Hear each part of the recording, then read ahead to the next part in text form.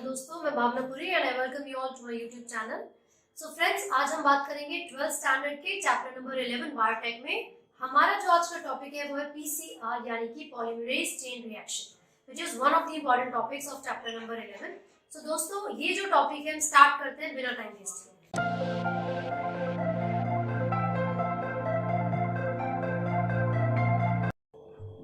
PCR, सो polymerase chain reaction. तो basically ये polymerase chain reaction क्या है?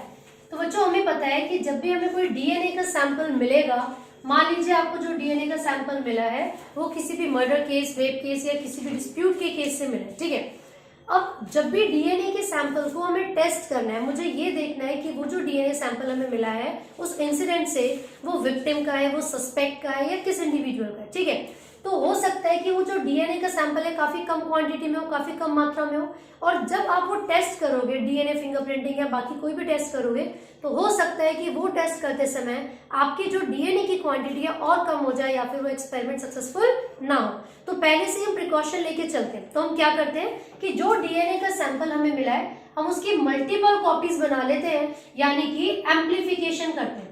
तो एम्प्लीफिकेशन ऑफ डीएनए करने के लिए जिस टेक्निक का हम इस्तेमाल कर रहे हैं उसी को हम कहते हैं पीसीआर यानी कि पॉलीमरेज चेन रिएक्शन।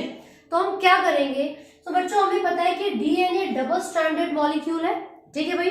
तो जो पीसीआर है इसमें हम क्या करते हैं, अपने डबल स्ट्रैंडेड डीएनए को एम्प्लीफाई करवाते हैं। तो वो कैसे करवाएंगे? देखिए, हमारे पास है double stranded DNA, anti parallel होगा।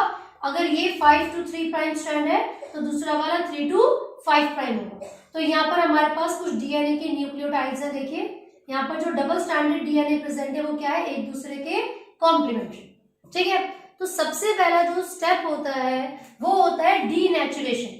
Step number 1 in PCR is denaturation. आपको स्टेप्स को बिल्कुल सीक्वेंस वाइज याद करना है, क्योंकि अगर नीट में भी क्वेश्चन पूछा जाता है पीसीआर से रिलेटेड तो कई बार वो डायरेक्टली पूछते हैं कि इन चारों ऑप्शंस जो आपको गिवन होंगे उसमें से कौन सा सीक्वेंस करेक्टली बताता है कि वो पीसीआर के स्टेप्स हैं या नहीं।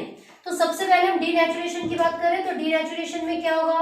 90 से लगभग 92 डिग्री सेल्सियस के टेम्परेचर पर आप अपने डबल स्ट्रैंडेड डीएनए को हीट करते हो। तो डीनेचुरेशन में हम क्या करते हैं? हीट करते हैं अपने डबल स्ट्रैंडेड डीएनए मॉलिक्यूल को लगभग 90 से 92 डिग्री सेल्सियस के टेम्परेचर पे। तो जैसे ही बच्चों आप हीट करोगे इसको तो आपके पास जो दोनों स्ट्रैंड्स है वो एक दूसरे से सेपरेट हो जाएंगे। तो जो डबल स्ट्रैंडेड डीएनए हमारे पास है अब वो क्या हो गया? सेपरेट हो गया। तो ये हम यहाँ पर न्यूक्लियोटाइड्स को रिप्रेजेंट कर रहे हैं, ठीक है भाई। अब सेकेंड स्टेप आप क्या करते हो वो होता है एनीलिंग। एनीलिंग को हम कह सकते हैं कूलिंग। तो एनीलिंग के अंदर क्या होगा? आप टेम्परेचर को थोड़ा सा कम कर रहे हो, लो डाउन कर दिया आपने, लगभग 50 से 55 डिग्री सेल्सियस के बीच में आपका टेम्परेचर रहेगा।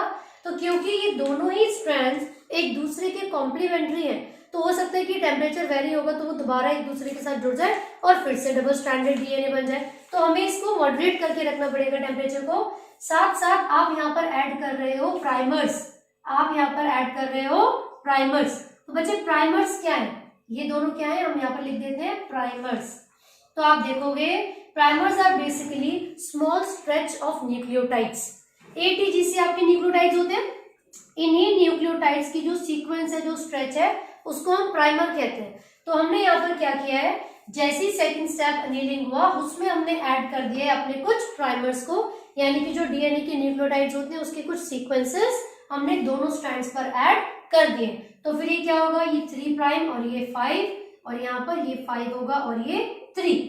तो बच्चों, आपको याद होगा कि एक एंजाइम है जिसका नाम है डीएनए पॉलीमरेज। डीएनए पॉलीमरेज एक ऐसा एंजाइम है जो कि रिस्पॉन्सिबल है डीएनए को रेप्लिकेट करवाने के लिए। तो जो डीएनए पॉलीमरेज एंजाइम है उसका काम क्या है? Replication of DNA.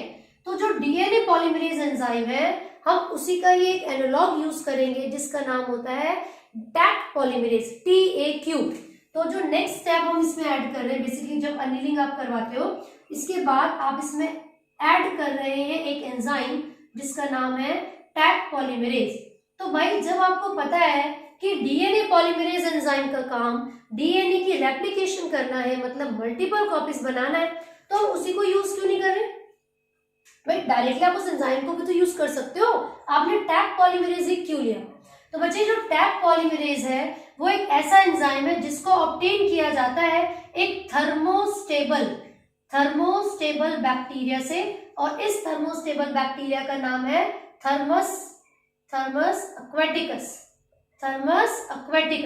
तो ये जो बैक्टीरिया थर्मस एक्वेटिकस हमारे पास प्रेजेंट है वो एक थर्मोस्टेबल बैक्टीरिया है।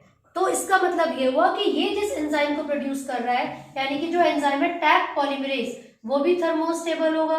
दैट मीन्स वो लगभग 90 से 92 डिग्री सेल्सियस के टेम्परेचर होने पर भी इजीली अपनी एक्टिविटी को परफॉर्म करेगा। तो जनरली हमें पता है कि जो एंजाइम्स होते हैं टेम्परेचर बढ़ाने पर वो डीनेचर हो जाते हैं, लेकिन ये कैसा एंजाइम होगा? थर्मोस्टेबल। इसीलिए हमने यहाँ पर टैग पॉलीमरेज को ऐड किया है, ठीक है, जो कि डीएनए पॉलीमरेज का एक एनालॉग। इसी के साथ बच्चे हमने ऐड किया है इसमें डीएनटीपीज को, ठीक है, डीऑक्सीराइबोन्यूक्लियोटाइड फॉस्फेट। तो बेसिकली ट्राइफॉस्फेट क्यों ऐड किए गए हैं? वो है डीएनटीपीज यानी कि एटीजीसी। तो जैसे कि डीएनए पॉलीमरेज का काम है रेप्लिकेशन करना, न्यूक्लियोटाइड्स को ऐड करवाना, ठीक है, तो यहाँ पर वही सेम फंक्शन परफॉर्म करेगा टैग पॉलीमरेज। तो उसके लिए न्यूक्लियोटाइड्स का होना भी जरूरी है, इसीलिए हम न्यूक्लियोटाइड्स को ऐड करवा रहे हैं। तो ये टैग पॉलीमरेज क्या करेगा, यहाँ पर जो कॉम्प्लीमेंट्री सीक्वेंसेस है, यहाँ पर जो न्यूक्लियोटाइड्स है उन्हीं के कॉम्प्लीमेंट्री सीक्वेंसेस को ले जाकर 5 प्राइम से 3 प्राइम की डायरेक्शन में, 5 प्राइम से 3 प्राइम की डायरेक्शन में अपनी एक्टिविटी परफॉर्म करेगा। तो ये 5 प्राइम में, यहाँ से 3 प्राइम की डायरेक्शन में डीएनए लंबा हो जाएगा, यहाँ पर भी 5 से 3 की डायरेक्शन में। तो उसके रिजल्ट में आप देखोगे बच्चे कि आपके पास 2 डीएनए के मॉलिक्यूल्स आ गए। तो यहाँ पर जो थर्ड स्टेप होता है बेटा वो है एक्सटेंशन। तो थर्ड स्टेप का मतलब क्या है? इलोंगेशन हो रहा है। यहाँ पर जो डीएनए या टैग पॉलीमरेज है वो इन न्यूक्लियोटाइड्स को ऐड करता जा रहा है और हमारे पास 2 डीएनए के मॉलिक्यूल्स आ गए।